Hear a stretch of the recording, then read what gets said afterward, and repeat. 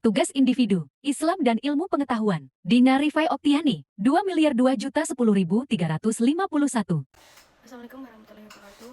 Perkenalkan, nama saya Dina Rifai Oktiani dengan NIM belakang 351, Prodi Manajemen Fakultas Ekonomi dan Bisnis. Di sini saya akan mempresentasikan biografi dari Kiai Haji Ma'ruf Amin. Kiai Haji Ma'ruf Amin dilahirkan di desa Prasak di wilayah Tangerang, Banten pada tanggal 1 Agustus 1943. Dikutip dari CNN Indonesia, silsilah keluarga Kiai Haji Ma'ruf Amin merupakan keturunan dari ulama besar asal Banten yang pernah menjadi imam Masjidil Haram bernama Syekh An-Nawawi Al-Bantani. Pada tahun 1963, beliau menikah dengan Siti Huriyah yang juga berasal dari keluarga ulama. Dari pernikahan beliau dikaruniai dua orang anak, yaitu yang pertama Siti Hania Tunisa dan Siti Makrifah. Pada tahun 2013, istri beliau Huriyah wafat. Setelah itu beliau menikah dengan Guru Estu Handayani pada tahun 2014.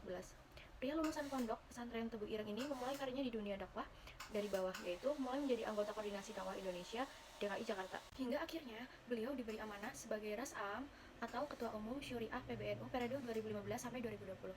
Sementara di MUI yang sebelumnya sebagai Ketua Komisi Fatwa, ia bertugas sebagai Ketua Umum MUI periode 2015 sampai 2020. Tidak hanya itu, beliau juga sama aktifnya di dunia politik. Beliau sempat menjadi anggota DPR DKI Jakarta dari PPP. Beliau sempat diminta PKB untuk menjadi Ketua Dewan Syuro PKB yang pertama. Melalui Partai Besutan Abdurrahman Wahid ini, beliau menjadi anggota DPR atau MPR RI. Di tengah menjalani aktivitas di NU dan MUI, beliau diminta Presiden Susilo Bambang Yudhoyono menjadi anggota Dewan Pertimbangan Presiden selama periode 2007 sampai 2009 dan 2010 sampai 2014.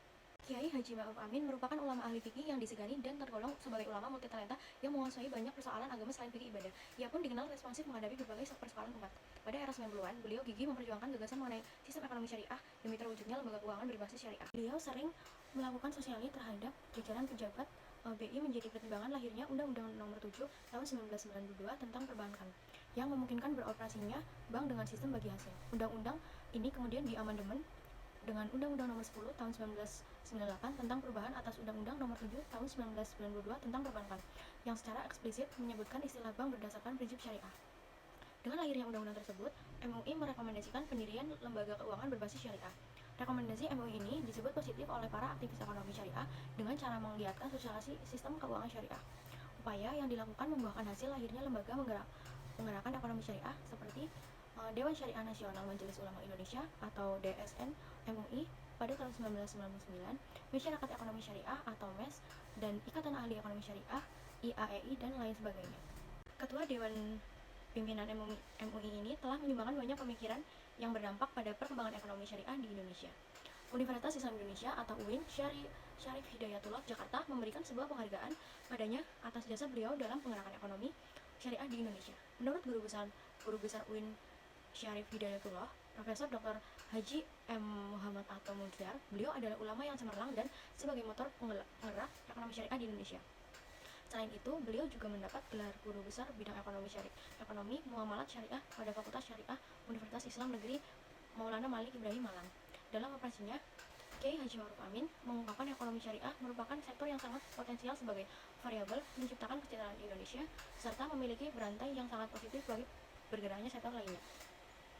Buku-buku karyanya memberi banyak sumbangan pemikiran dalam ekonomi di negeri ini yang mayoritas penduduknya memeluk agama Islam ini. Di antara karya-karya beliau yang cukup ramai diperbincangkan adalah Fatma dalam Sistem Hukum Islam, Melawan Terorisme dengan Iman, dan Prospek Cerah Perbankan Syariah Islam. Demikian presentasi yang dapat saya sampaikan. Jika ada kalimat atau tutur kata yang kurang berkenan, mohon dimaafkan. Wassalamualaikum warahmatullahi wabarakatuh.